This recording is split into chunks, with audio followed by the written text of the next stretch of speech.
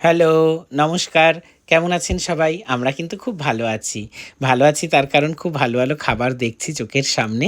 এই যে দেখো কত রকম স্টার্টার নিয়ে আমি বসে গেছি। আমি, মধুমিতা আর রাইমা। আমরা ৩ জনেই কিন্তু গেছিলাম। কোথায় গেছিলাম? দেখতেই পারছো আমার সিনিয়র ছাত্রী মিষ্টু, মিষ্টুর বার্থডে পার্টিতে। মিষ্টুর বার্থডে পার্টিতে গিয়ে খুব মজা হয়েছে। অনেকদিন সেভাবে কোথাও বেরোতে পারি না, মেয়ে খুব ছোট বলে।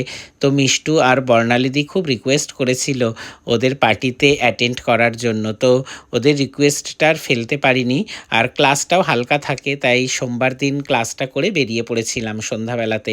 অনেকটা রাত করেই গেছিলাম, রাত ৯টা বেজে গেছিলো প্রায়। তো ওখানটায় গিয়ে আমরা সবার প্রথমে স্টার্টারটা নিয়েছিলাম, স্টার্টারটা খাচ্ছিলাম।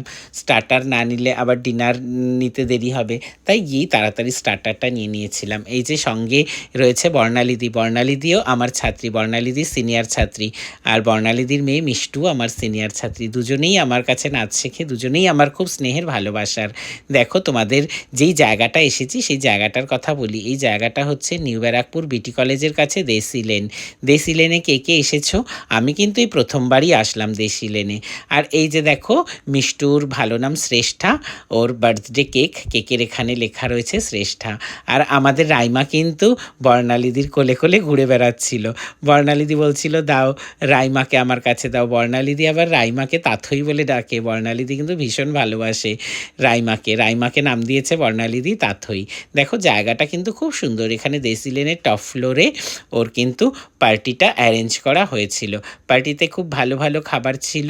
তো আমরা এত কিছু নেইনি, আমরা মাটন বিরিয়ানি, চিকেন চাপ আর সাইডে অল্প স্যালাড নিয়েছিলাম। খুব অল্প করে খেলাম, কারণ তাড়াতাড়ি বাড়ি ফিরতে হবে। স্টার্টার খেয়ে পেট ভরা, বেশি কিছু খেতে আর পারলাম না। এই যে দেখা যাচ্ছে দেখো যশোর রোডটা কিন্তু খুব সুন্দর লাগছে রাত্রেবেলায়। তো কি আর করব, আমরা তাড়াতাড়ি ডিনার কমপ্লিট করে নিচে চলে আসলাম। আমাদের গাড়ি ওয়েট করছিল আমাদের জন্য।